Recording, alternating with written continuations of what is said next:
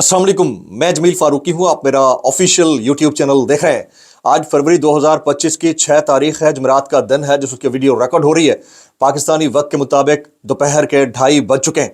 और मेरी अंडरस्टैंडिंग में, मेरी नज़र में अब तक की सबसे बड़ी डेवलपमेंट, सबसे बड़ी ब्रेकिंग न्यूज़, सबसे बड़ी खबर अदालत आलिया यानी हाई कोर्ट यानी इस्लामाबाद हाई कोर्ट से आ रही है, जिसके बहादुर जजेस डटते हुए दिखाई देते हैं।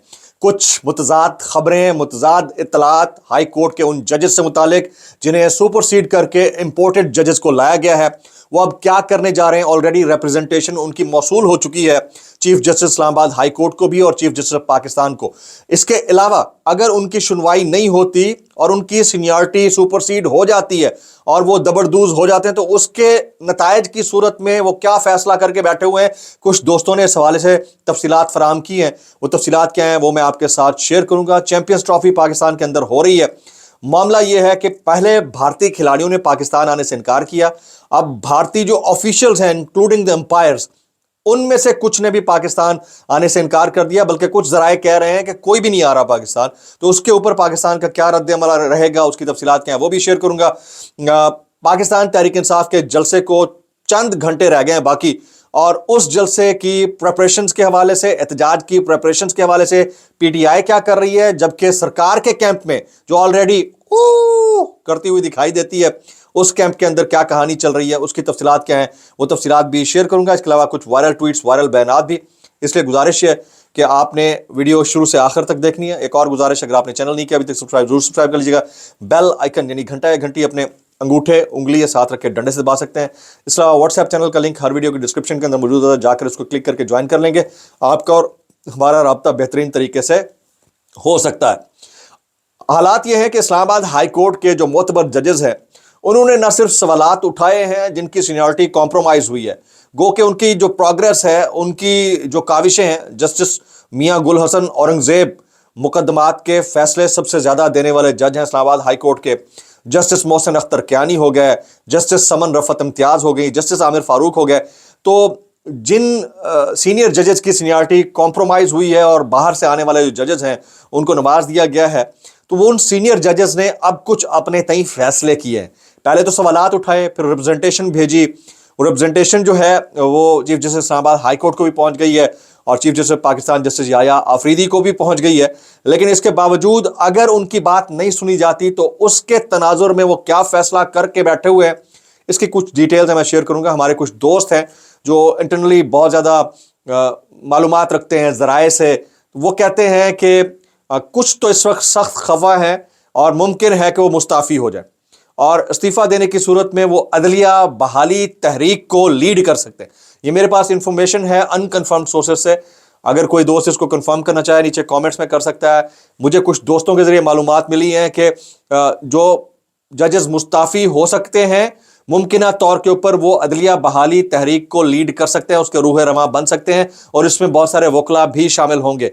और अगर इन केस उनकी बात सुन ली जाती है तो हो सकता है कि वो सीनियरिटी वापस मिल जाने की सूरत में ये वाला काम ना करें। ये मेरे पास कुछ इंफॉर्मेशन आ रही थी, मैंने कहा आपके साथ शेयर करूं।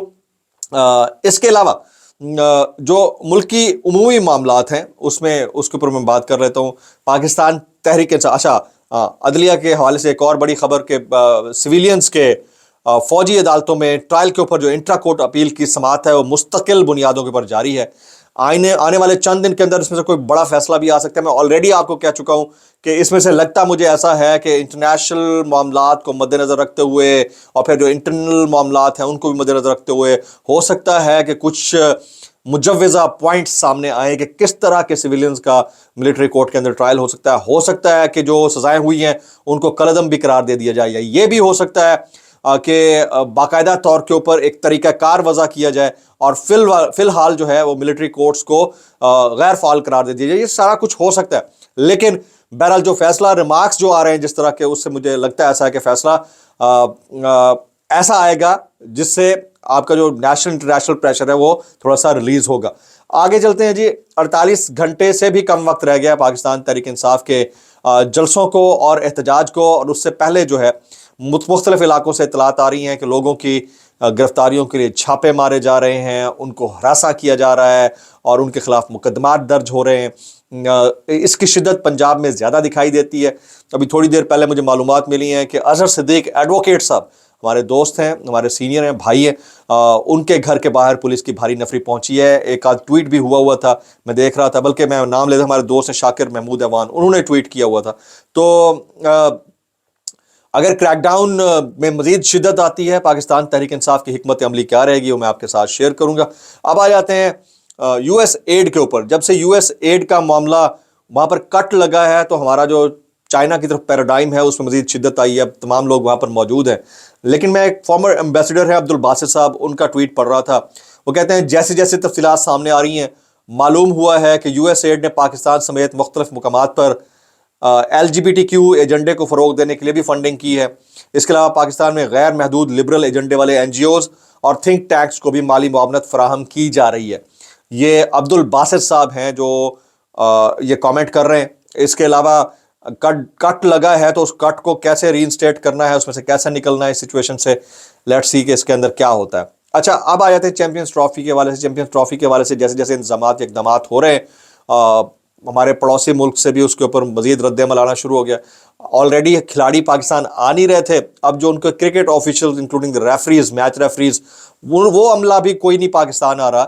تو پاکستان اس وقت کہاں سٹینڈ کرتا ہے, پاکستان کرکٹ بورڈ اس کے اوپر کیا لاہ عمل اختیار کرتا ہے, اور پھر کتنا اسٹرکٹ رہے گا آئندہ آنے والے دنوں میں. جب آپ ایک نیوٹرل وینیو ڈیسائیڈ کرتے ہیں تو پھر وہ دونوں کے لیے ہونا چاہیے. کل کو اگر کوئی انڈیا میں ایونٹ ہوتا ہے اور پاکستان پارٹیسپیٹ کرتا ہے تو ہماری جو حمیت ہے وہ کہاں رہ جائے گی, یہ سمجھ سے باہر ہے.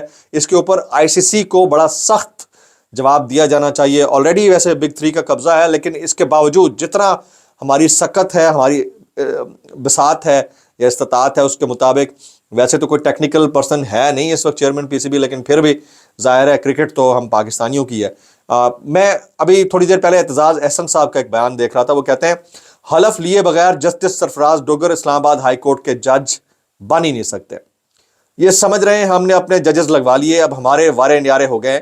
دو کمانڈنگ ہائٹس میڈیا اور جوڈیشری پر ٹاؤٹس نے قبضہ کر لیا. یہ اعتزاز احسن صاحب کا جملہ ہے, اور بہت امپورٹنٹ, بہت اہم جملہ ہے. انہوں نے ڈوگر صاحب کی تعیناتی کو شرمناک قرار دے دیا ہے. آگے چلتے ہیں, حماد اظہر صاحب کا ایک سٹیٹمنٹ ہے. وہ کہتے ہیں ٹیکس کے پیسے پر پلنے والی سیکیورٹی ایجنسیوں نے بے گناہ شہریوں کو عمران خان کے راستے سے ہٹانے کے لیے کس قسم کا جبر کیا. وقت آئے گا جب ان داستانوں سے پردہ اٹھے گا اور ہم دنیا کو بتائیں گے. کامران شاہد صاحب کے ایک شو کے اندر فیصل چودھری صاحب موجود تھے. انہوں نے بولا ہے, وہ کہتے ہیں شہباز شریف حکومت کا آئین اور قانون کی بالادستی سے کوئی تعلق نہیں ہے. انشاءاللہ آپ کا نام ڈارک ایج میں لکھا جائے گا, اس دور کی ہسٹری بن جائے گی, فیکٹ سے ثابت کریں گے. یہ فیصل چودھری, کامران شاہد اور ان کے درمیان گفتگو تھی طارق فضل چودھری صاحب کے درمیان. اچھا جی, آج جو ہے 9 مئی جی ایچ کیو حملہ کیس کی سماعت اڈیالہ جیل میں ہوگی.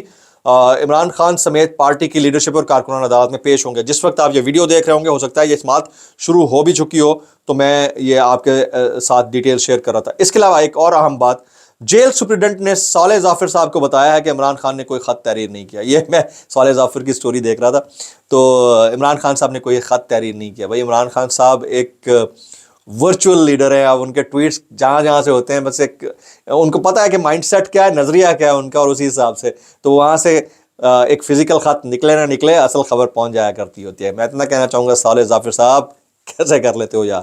بلاگ سے اتنا ہی, دعا میں یاد رکھیے گا. السلام علیکم ورحمۃ اللہ وبرکاتہ.